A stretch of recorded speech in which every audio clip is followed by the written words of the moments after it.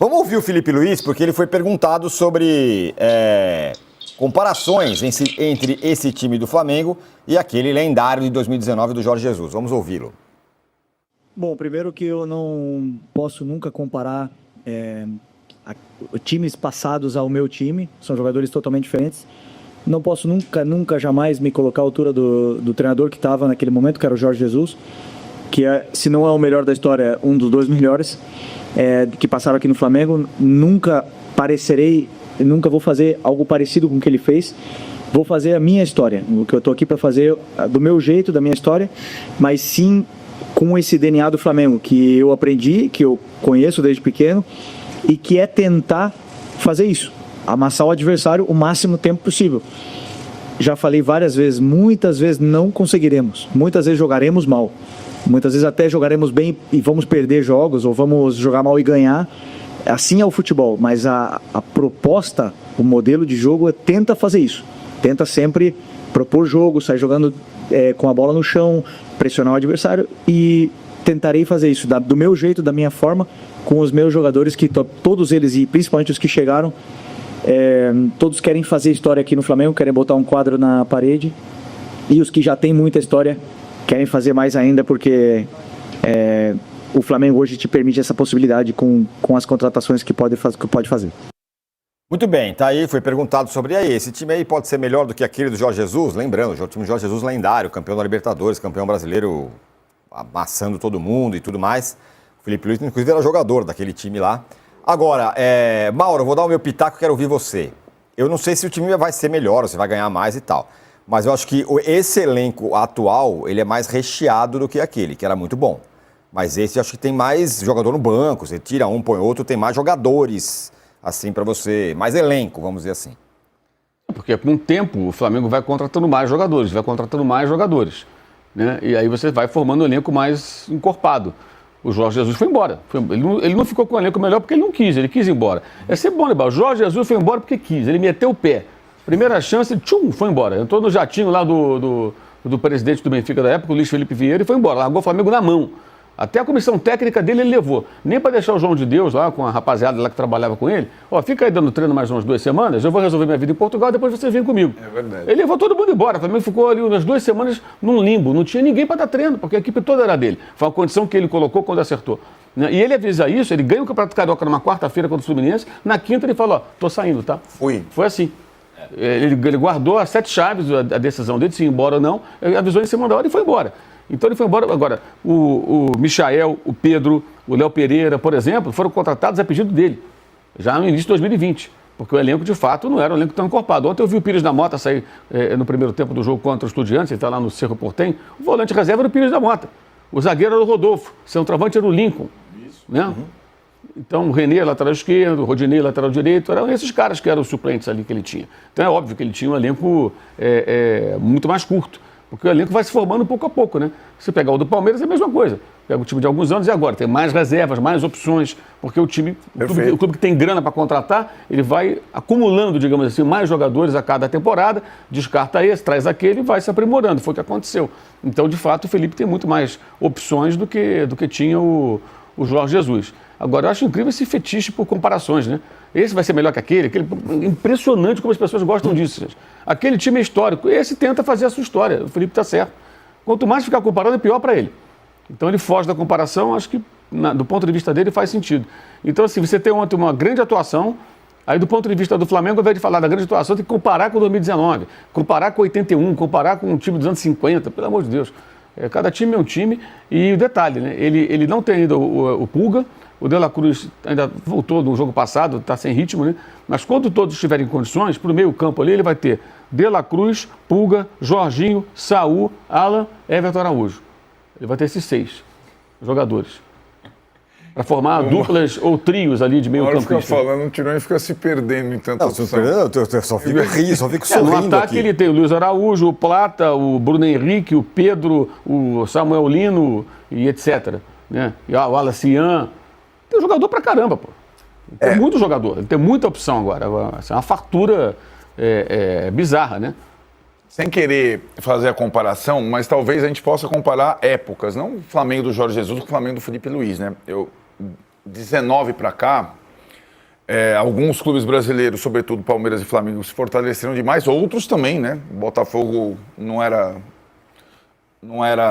pretendente a nada naquela época, o Cruzeiro também não. Enfim, o futebol brasileiro, como um todo, enriqueceu bastante. Alguns clubes se perderam no meio do caminho. Acho que qualquer clube hoje, pode ser o Flamengo, pode ser o Palmeiras, tem mais adversários locais do que o Flamengo do Jorge Jesus tinha na época. Locais, brasileiros, né? O vice-campeão brasileiro daquela época foi o Santos do Sampaoli, que, aliás, nós vamos ouvir daqui a pouco, né? Falando daquela época, com um trabalho completamente, aliás, sem Copas, né? Só tinha o brasileiro. Já tinha essa situação já há algum tempo. O Santos conseguiu fazer um baita brasileiro, mas não competiu pelo título, na verdade, né? O Flamengo meio que sobrou no território nacional, tendo saído também da Copa do Brasil. Essa questão do calendário, ela é de frente tripla, ela é anterior ao Flamengo do Jorge Jesus. Hoje, os clubes mais poderosos do Brasil, eles formam elencos para tentar levar as três frentes. Levar, não é questão, vou conquistar as três frentes. Se possível, sim. Mas ter o elenco para meses como agosto, quando você joga por 3 competições diferentes a cada 3 dias, você ter como ter times fortes em todas as partidas. É o que o Flamengo consegue fazer hoje. Mas, então, eu acho que a dificuldade... O que o Botafogo fez ano passado é muito difícil. Vencer o Brasileiro e a Libertadores. Vencer o Brasileiro e a Libertadores, né? Coisa que ninguém tinha feito no Brasil até o Flamengo do Jorge Jesus. O Botafogo repetiu esse feito. O Flamengo desse ano, ele pode ser campeão brasileiro, ele pode ser campeão da Libertadores, ele pode ser campeão do Mundial Interclubes no final do ano, mas ainda está sendo formado. A minha pergunta para o Mauro é assim, não é nem em relativa ao passado, 5 anos atrás, e nem ao que pode acontecer daqui para frente. É o que vai acontecer no mês que vem. Entre os 3 argentinos no caminho do Flamengo, Estudiantes, que é o adversário, Racing e Vélez, tem alguma hierarquia de força? Ou lá, nessa parte argentina, entre os 3, é muito nivelado? Tem algum clube desses 3 que sobressai? Assim, todo mundo vai falar do Racing, mas eu acho... Bem, eu tenho muitos questionamentos ao técnico do Racing, né? O Gustavo Costa. Ele consegue resultados, mas não te agrada como um todo. É que assim, o time é uma bagunça, né? O time é ligação direta o tempo todo, correria. Eu acho muito pobre em relação até aos jogadores que tem. Dá para fazer coisa melhor. Só que o cara, ele é um torcedor à beira do campo, né? Houve uma declaração do atacante, o Adrian Maravilha Martínez, né? Lá para a imprensa argentina. O repórter perguntou para ele, mas o Gustavo Costa, como é que foi a preparação? Ele falou, ele é mais ou menos como se fosse um torcedor ali, fica ali. O jogador falou isso, gente. Isso. E é isso, quando o jogador fala isso... Agora, ele consegue, com essa maluquice dele, de ficar ali, exterior, cabelo do campo, ter bandeirão dele e tal, ele faz os jogadores jogarem literalmente com o tal do coração na ponta da chuteira. A virada, os 3-1 em cima do Peñarol, tem imagens emocionantes, assim, os jogadores brigam até o fim, lutam até o fim. E quando sai o gol, o Diego chora, todo mundo se abraça, é uma loucura. Catarse. Os jogadores realmente parecem torcedores em campo, ele consegue passar isso para os caras. Mas, do ponto de vista tático, técnico, o time é muito pobre, eu acho, em relação ao que poderia ser. Mas é um time que se entrega muito no sentido de deixar tudo em campo e não se entrega no sentido de jogar a toalha, né? Então, é um time que é perigoso. Mostrou isso ao longo aí do tempo, derrotando brasileiros. Acho o Vélez mais organizado, time do Esqueloto, né? Que é o técnico que o Milito gostaria de contratar se pudesse. Mas não tem como mandar o cara embora. A torcida ama o Gustavo Costa. Mas ele, quando assumiu, se comentava que o Esqueloto era o técnico que ele gostaria de contratar. O Estudiantes, eu vi os 2 jogos agora contra o Cerro, ontem até mais atenção, eu achei muito fraco o time do Eduardo Domingos. Ontem foi uma atuação muito fraca contra o Cerro limitadíssimo, mas o Cerro ainda foi melhor, achei, no segundo tempo. O Estudiantes jogou para do 0-0, não criou nenhuma chance de gol e se classifica porque venceu no Paraguai por 1-0 com um gol de pênalti, um pênalti marotaço. Tipo esses que teve contra o São Paulo e a favor do Racing. Para mim, nenhum dos dois existiu na terça-feira. E conseguiu a classificação dessa maneira. Mas, assim, o Estudiantes, se o Flamengo jogar modo Central Córdoba, vai ter problemas. Mas se jogar parecido com ontem, o jogo passado, eu não vejo como o Estudiantes possa eliminar o Flamengo. O Flamengo vai ser eliminado se ele fizer subir no salto alto, fizer uma atuação do nível daquela soberba que foi contra aquele outro time argentino, que é um time menor, né? Até inferior. Então eu acho que o Racing tem jogadores melhores e eu acho que o Vélez talvez seja o time mais desorganizado. E a gente viu isso agora contra o Fortaleza, a maneira como liquidou o jogo rápido e tal, não tomou muito conhecimento, né? Resolveu logo a partida. Mas o Flamengo é bem melhor que os 3. Eu acho que o Flamengo é bem melhor que os três. Se fosse o Palmeiras nessa chave, eu diria a mesma coisa. Certo. É bem melhor que os três. Eu acho que nenhum deles é páreo em condições normais. Agora, se jogar como jogou contra o Central Córdoba, quando jogou contra o Tátira no Maracanã, na fase de grupos horrorosa, Pode perder pra qualquer um. Pode perder. Claro que pode perder para qualquer adversário.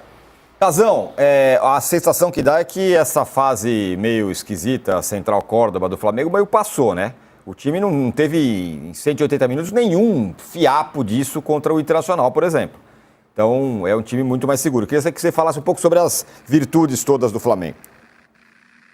Então, cara, esse time do Flamengo, ele é um timaço. E é muito diferente daquele que jogou contra o Córdoba. Diferente taticamente, porque não tinha nem Jorginho, nem Saúl no meio campo, não tinha Samuel Lino, não lembro se o Plata já estava todo já entrosado, o Flamengo já tinha chegado, mas o meio campo do Flamengo hoje tem uma experiência enorme, tem um controle de jogo gigantesco. Eu acho que tudo é muito, né? Falar tudo é muito, mas a grande parte desse controle que o Flamengo demonstra ter nos últimos 3 jogos com o Inter, demonstrou ter um controle, passa por esses 2 jogadores que não se apavoram em nenhuma jogada. Toca, aparece, sai pro jogo, toca pro lado, toca pra frente, vai empurrando o adversário para trás, vai caminhando, o time vai indo, sai com total segurança, eles recebem o passe com total segurança dos companheiros, sabem que os caras vão dominar, enfim, é um time muito mais forte que foi aquele contra o Córdoba. E eu acho que fase de grupos, você oscila mesmo. Todo time oscila, principalmente quando você está se montando um time. Mas eu queria falar um pouquinho, só rapidinho, sobre as comparações. Posso? Pode, claro. Cara, assim, 81,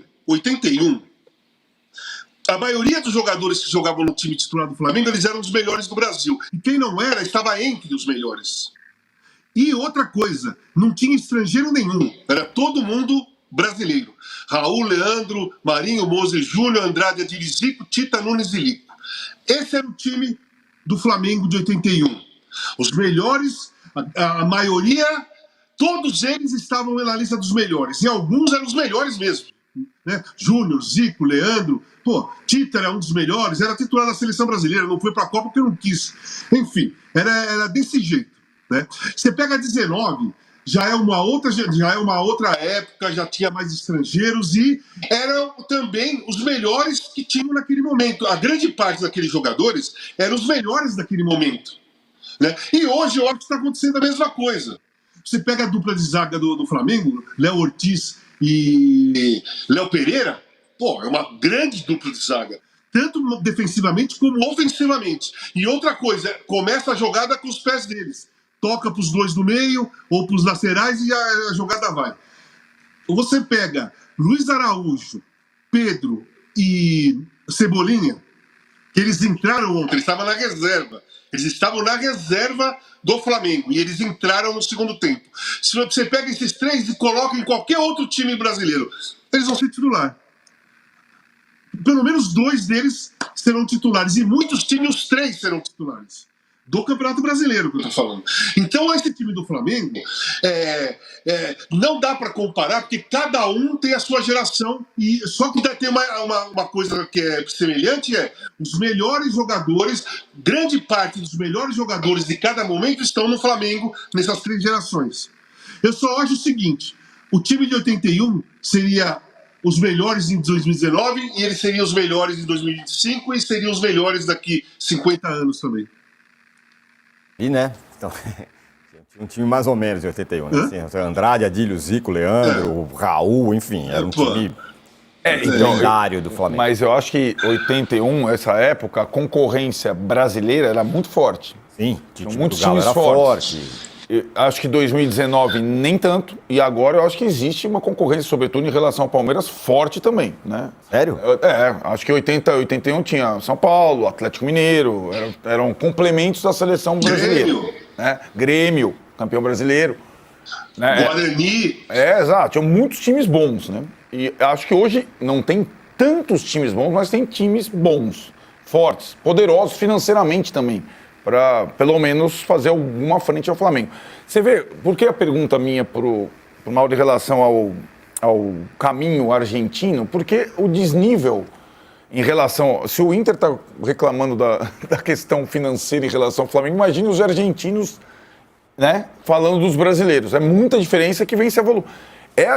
Vamos pegar o River 19, que era o time da época, né? Era o time da América do Sul, com o River agora, que não consegue mais voltar a ser nem o time da Argentina, né? O Flamengo vence a Libertadores, e curiosamente podemos ter o mesmo palco, o Flamengo no mesmo palco, em Lima, essa edição,